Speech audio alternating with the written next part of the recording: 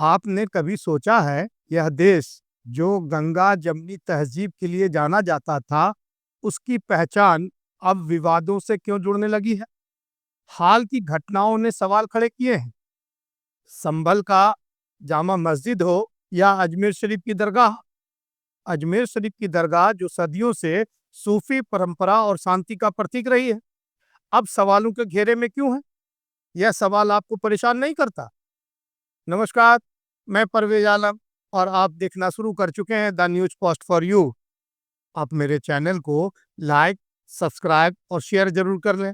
दिल्ली के पूर्व उपराज्यपाल नजीब जंग, सेना के पूर्व उप प्रमुख लेफ्टिनेंट जनरल जमीरुद्दीन शाह और पूर्व चुनाव आयुक्त SY कुरैशी जैसे बड़े नाम प्रधानमंत्री नरेंद्र मोदी को चिट्ठी लिखते हैं। उनका कहना साफ है, पूजा स्थलों के सर्वे के नाम पर जो विवाद खड़े हो रहे हैं, वो हमारी समावेशी संस्कृति पर हमला है। लेकिन यहाँ सवाल चिट्ठी का नहीं है, बल्कि उस सोच का है जो हर धार्मिक स्थलों को विवाद में घसीट रही है। अजमेर शरीफ, जिसे प्रधानमंत्री मोदी ने खुद कभी शांति और सद्भाव का प्रतीक बताया था, अब अदालतों के आदेशों की वजह से सवालों के घेरे में क्यों है? क्या आपको पता है, प्लेसेज ऑफ वर्शिप एक्ट 1991 साफ कहता है कि 15 अगस्त 1947 के बाद किसी भी धार्मिक स्थल का स्वरूप नहीं बदला जा सकता। तो फिर अदालतों में ऐसे विवाद क्यों सुनवाई के लिए स्वीकार किए जा रहे हैं? क्या अदालतें भी अब समाज के ध्रुवीकरण का मंच बन रही है? सूफीवाद जो शांति, प्रेम और करुणा की बात करता है, आज राजनीतिक बहस का विषय क्यों बन रहा है? अजमेर शरीफ दरगाह, जहां अमेरिकी राष्ट्रपति बराक ओबामा से लेकर परवेज मुशर्रफ ने चादरें चढ़ाई, वह आज अपनी पहचान के लिए सफाई क्यों दे रही है? ख्वाजा मोइनुद्दीन चिश्ती, जिन्होंने प्रेम और समानता का संदेश दिया, उनके नाम पर राजनीति क्यों? राजनीति का स्तर यहां तक गिर चुका है कि अब धार्मिक स्थलों के बहाने इतिहास के नाम पर झूठ को बेचा जा रहा।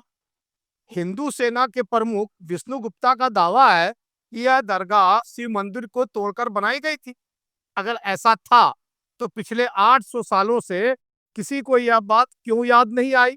राजस्थान के पूर्व मुख्यमंत्री अशोक गहलोत कहते हैं कि यह विवाद दो समुदाय के बीच नफरत की दीवार खड़ी करने की साजिश है।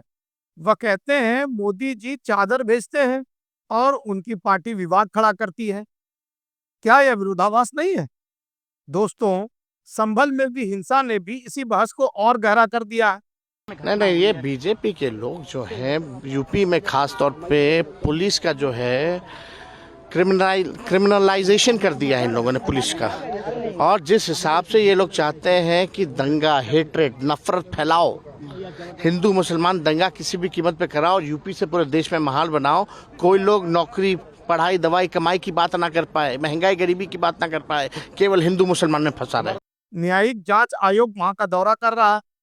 जामा मस्जिद और आसपास के इलाकों में हिंसा कैसे बढ़, प्रशासन ने इसे क्यों नहीं संभाला?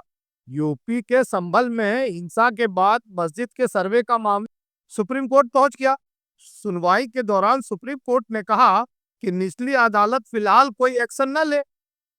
सुप्रीम कोर्ट ने यह भी कहा कि इस मामले में हाई कोर्ट के आदेश के बिना कुछ भी न किया जाए।